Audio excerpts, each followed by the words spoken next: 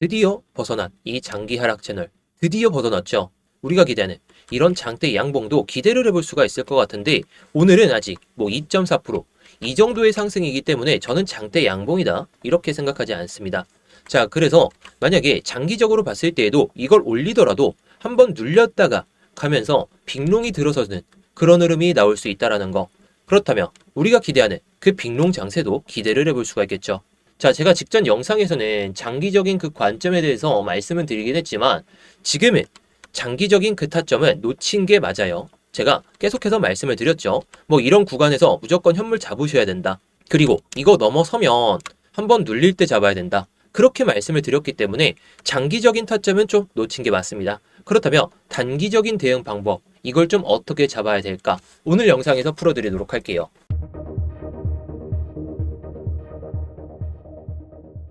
네, 안녕하세요. 10년차 코인 트레이더 이무혁입니다. 자, 요즘에 변동성이 조금 커지려 하는 모습을 보여주고 있어요. 지금 방향성이 롱으로 딱 바뀌었기 때문에 타점만 잘 잡아도 우리가 연속적인 수익을 꾸준하게 챙겨갈 수 있다. 저는 이렇게 생각합니다. 자, 그래서 제가 영상을 통해서 10년 동안 쌓아놨던 노하우들을 계속해서 오픈을 해드리고 있죠. 제가 이런 노하우들은 돈을 받으려고 이런 영상을 찍는 게 아니라 단순히 여러분들이 수익을 잘 쌓아보셨으면 해서 이렇게 말씀을 드리는 거니까 대신에 여러분들은 좋아요 한 번씩만 눌러주시면 감사하겠습니다. 자, 본격적인 영상 시청 전에 좋아요 한 번씩만 눌러주시고요. 이따가 영상 다 보시고 도움이 안 되셨다면 그때 취소하셔도 좋으니까 지금 바로 좋아요 한 번씩 눌러주시면 감사하겠습니다. 자, 일단 제가 어제 영상에서도 그렇고 12월 28일 관점으로 87K를 잘 버티고 있기 때문에 장기 추세턴 시작일 될 가능성이 높다. 그러면서 장기 관점으로 여기서 올라타더라도 눌렸다가 가는 그런 흐름을 좀 말씀을 드렸고 그냥 올라갔을 때에 대한 그 타점도 말씀을 드렸죠. 자, 여러 시나리오를 말씀을 드리면서 한 관점으로는 여기서 올라타더라도 이 윗꼬리 부근을 살짝 넘어선 다음에 눌렸다가 가는 그런 시나리오. 물론 그냥 올라갈 수도 있어요. 그럴 때는 단기적인 타점을 잘 잡아보면 될 것 같은데 자, 제가 27일 날 말씀드렸던 그 관점이 딱 정확하게 맞아 떨어졌거든요. 88.2K에 대한 저항을 보여준 다음에 상승 패러렐 마이너스 0.5에 대한 지지. 그러면서 예상 진입가와 1차 TP를 모두 말씀을 드렸죠. 자, 그러면서 두 번째 관점으로 살짝 눌렸다가도 갈 수가 있기 때문에 이런 흐름이 나왔을 때는 87K에서 진입이 가능하다. 자, 최근 모습을 봐볼까요? 제가 27일이며 이때 말씀을 드린 거거든요. 올라간다면 88.2K에 대한 저항을 막고 내려오면서 이렇게 갈 때 들어가 보자. 물론 캔들은 4시간봉 기준으로 말씀은 드리긴 했지만 이걸 5분봉으로 한번 봐볼까요? 자, 정확하게 88.2K 여기를 올라타기 시작한 게 오늘 오전이었거든요. 자, 오늘 오전에 88.2K 올라섰다가 내려갔다가 올라서면서 이렇게 가게 됐죠. 자, 제가 말씀드렸던 87.9K까지는 오긴 했는데 이게 타점이 좀 잡기가 어려우셨을 것 같긴 합니다. 자, 하지만 저는 구독자분들께 오늘 이 타점을 말씀을 드렸죠. 물론 제가 말씀드렸던 관점보다 조금 더 일찍 잡긴 했어요. 자, 그런데 제가 예상하던 그 흐름 안에서 움직였기 때문에 제가 이렇게 드릴 수가 있었다는 거죠. 타점들을 공유를 드렸다는 건데 아무튼 제가 이 구독자분들이 계신 스터디룸에서 타점들을 잘 공유를 드리고 있거든요. 물론 수익이 안 난다면 구독자분들이 다 빠져나가셨겠지만 아직 수익이 잘 유지가 되고 있고 이 수익이라는 결과값으로만 보여드리고 있다 보니까 구독자분들의 만족감이 상당히 크신 것 같습니다. 자, 이 스터디룸은 구독자분들이라면 누구나 들어오실 수가 있으니까 입장 방법은 이따 알아두시고 지금은 구독만 눌러주신 다음에 이따 입장하시면 좋을 것 같습니다. 자, 일단 차트를 보면서 설명을 드리기 전에 일단 이 데이터를 보고 넘어가 보도록 할게요. 자, 이건 펀딩 비율. 모든 거래소 기준으로 해서 비트코인 펀딩 비율을 종합적으로 나타낸 차트의 모습입니다. 자, 펀딩 비율은 파생시장에서 롱과 숏, 어느 쪽에 포지션이 더 쏠려 있는지 이걸 보여주는 대표적인 지표인데 레버리지 과열 여부를 판단하는 데 있어서 상당히 직관적인 도구 중 하나입니다. 자, 비트코인 펀딩 비율 현재 시점에서 단기와 중기 모두 플러스 구간에서 유지가 되고 있거든요. 이는 전반적인 파생시장에서 롱 포지션이 숏 포지션보다 우위에 있다 이렇게 볼 수가 있다는 거죠. 자, 다만 중요한 게 이게 플러스냐 마이너스냐 이게 중요한 게 아니라 그 수준과 지속성이 중요하다는 거죠. 자, 현재 펀딩 비율 수준은 과거 사이클에서 관측됐던 극단적인 과열 구간과는 상당히 거리가 멀어요. 강한 상승장 후반부에서는 펀딩 비율이 장기간 빠르게 상승하면서 시장 전반에 공격적인 롱 포지셔닝이 쌓였고 이 구간은 종종 고점을 선행하는 지표로 작용을 했었습니다. 그때 펀딩 비율 구조는 조금만 밀려도 연쇄 청산이 나올 수 있는 그런 상태였다 이렇게 볼 수가 있는데 하지만 현재의 모습은 다르다는 거죠. 펀딩 비율은 플러스긴 하지만 완만하고 통제된 범위 안에서 유지가 되고 있습니다.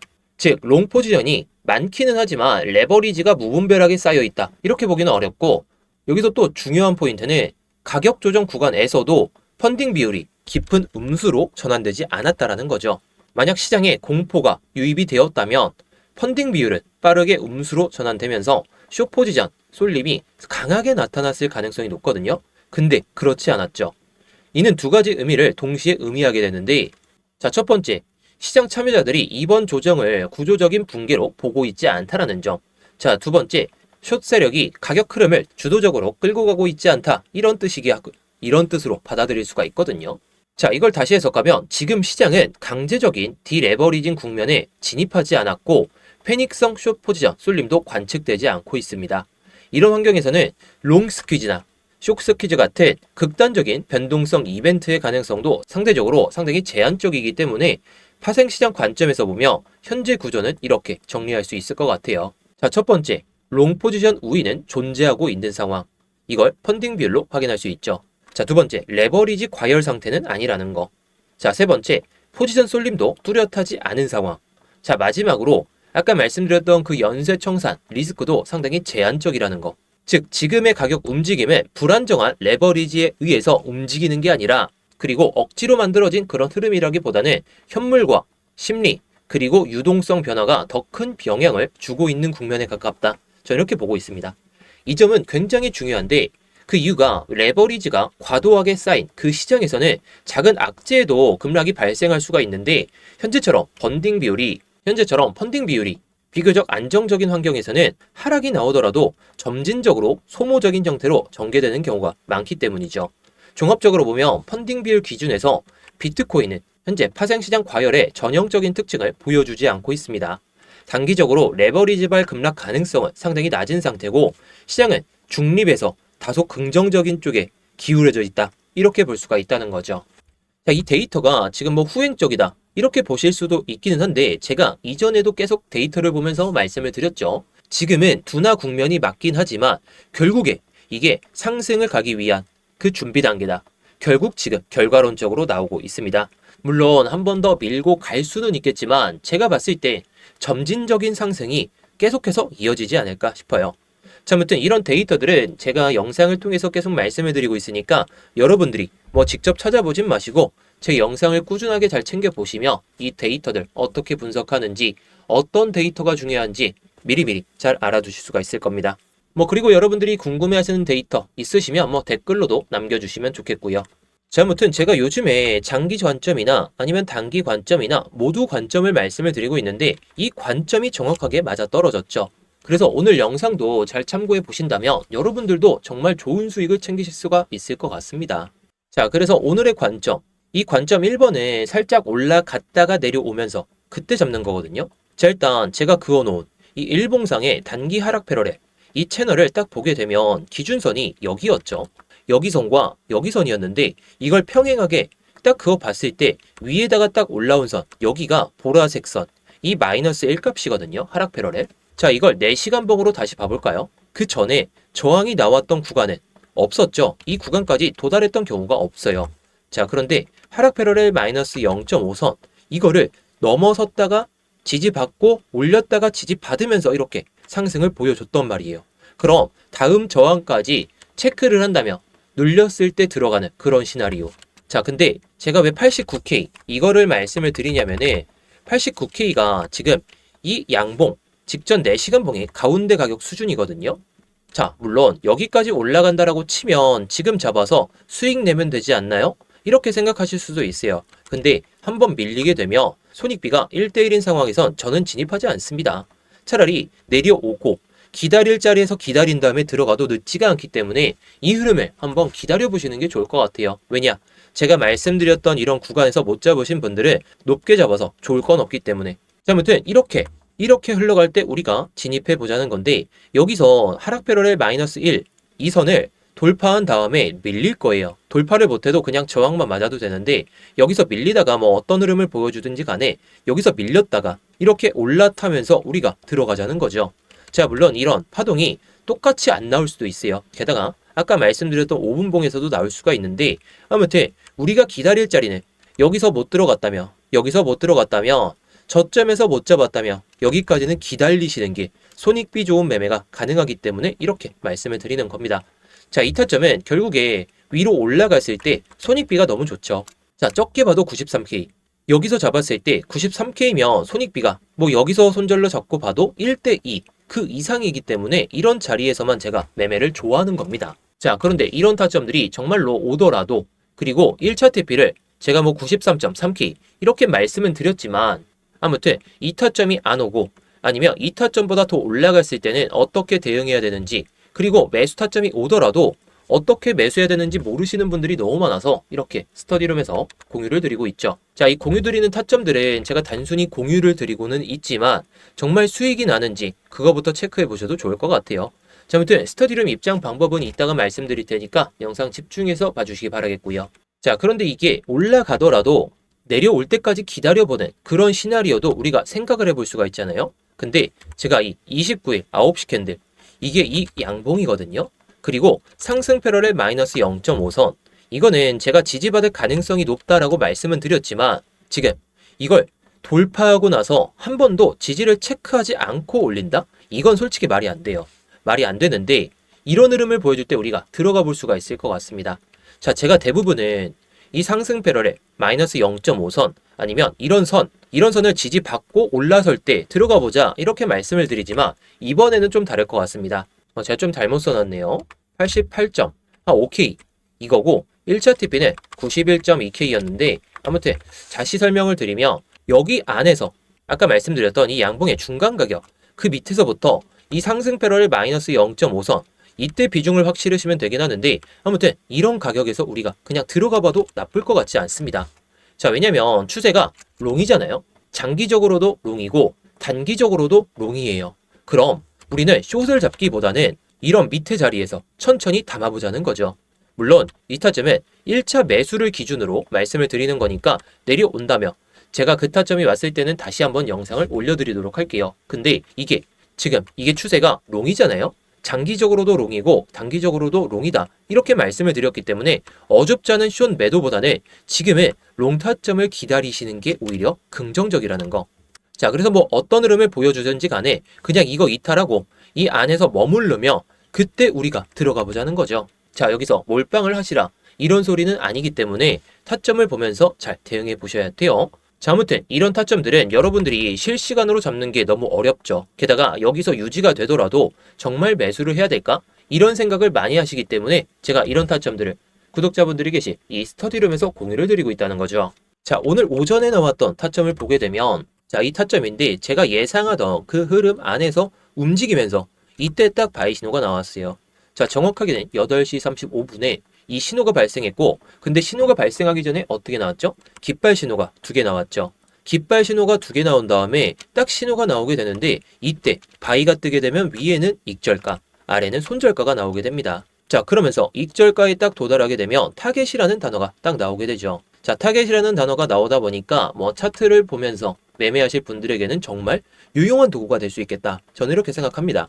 근데 이게 차트를 24시간 내내 보기가 어려운 게 현실적이잖아요. 저도 그래요. 저도 애기들 보면서 한 번씩 놓치는 경우도 있는데 아무튼 제가 이런 신호를 딱 확인하게 되면 타점 보고 제가 예상하던 그 흐름 안에서 움직였을 때는 이렇게 스터디룸에서도 공유를 드리고 있습니다.